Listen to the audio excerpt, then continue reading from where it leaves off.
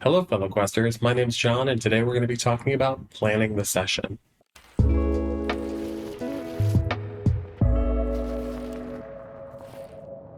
When planning your session, there's really only one thing that you need, and that's the strong start, the catalyst that's going to set your adventurers off into the action.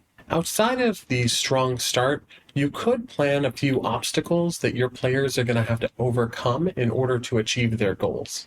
And along with that, you could plan some monsters that are going to get in their way in order to challenge them as a part of those obstacles. And while you're at it, you could add a few non-player characters for them to interact with during their adventure. You could also include some locations that they could discover, also some secrets that they could uncover, and I suppose you could also add some scenarios that they could stumble into. Now, I know that some of that might seem overwhelming, so today we're going to walk through a framework in order to outline all of those details and prepare ourselves for our session. That outline comes from this book, Return of the Lazy Dungeon Master by Sly Flourish. I'm just going to walk through the checklist here and show you how I prepare a session.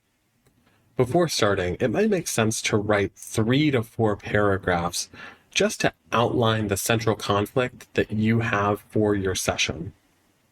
What I've done here as a session outline is I've outlined the beginning, middle, climax, and resolution for my players to encounter if they get that far during the session. It's not necessarily that all players are going to reach this conclusion.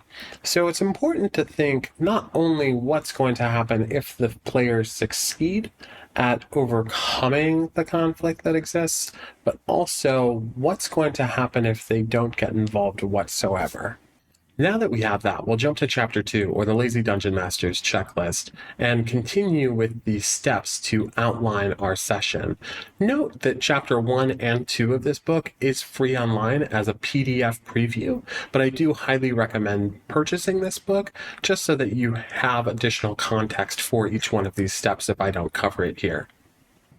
The first step that we'll do is we'll review the characters. So if we have a pre-established campaign or we have our players already with characters from a session 0 or a pre-session, we can use those characters in order to inspire us on all of the additional steps.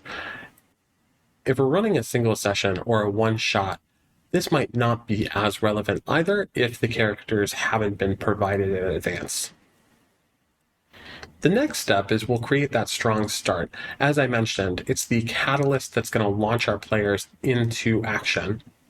As the strong start, I've put 4 sentences together that I think encapsulates what those players need in order to launch them into the conflict.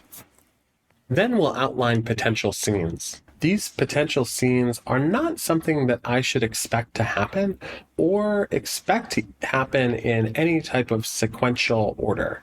They can happen only when the players encounter them, and it's good to have that peace of mind prepared in the event that they encounter a situation that aligns with this idea that I have for a scene.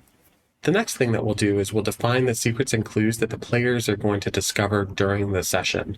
These aren't specifically tied to any location, so they maintain flexibility in order for us to provide them to players to help forward their direction towards that central conflict.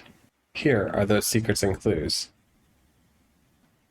We'll follow that up with fantastic locations. These are locations that players are going to stumble upon as they adventure. Here I've written those 5 fantastic locations down.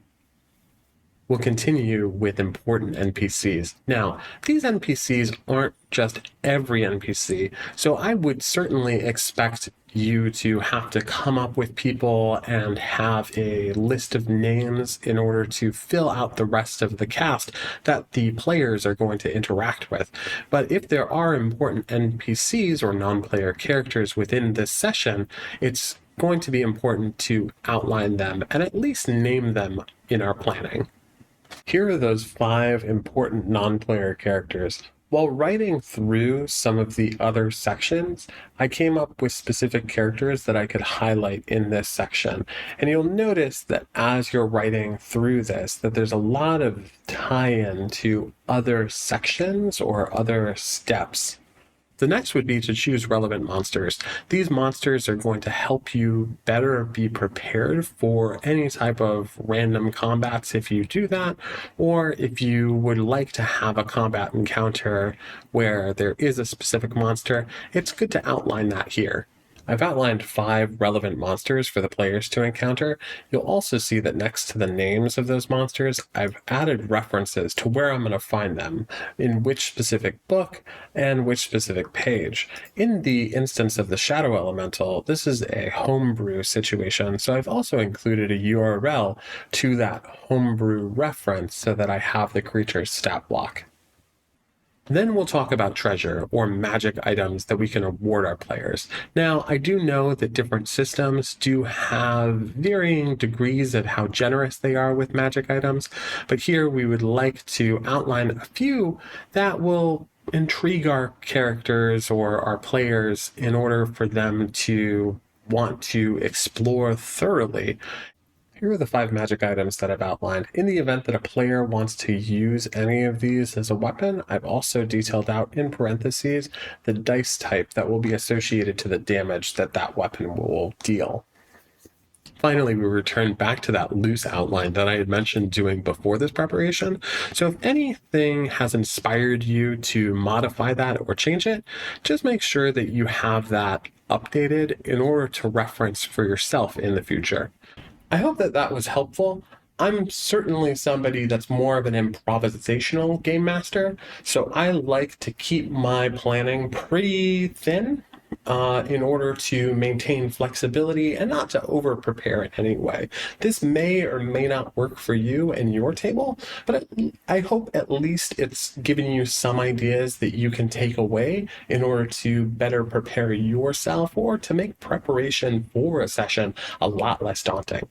I hope that this has given you some ideas for your gaming table. Thanks for listening. Please like and subscribe, and I'll catch you next time.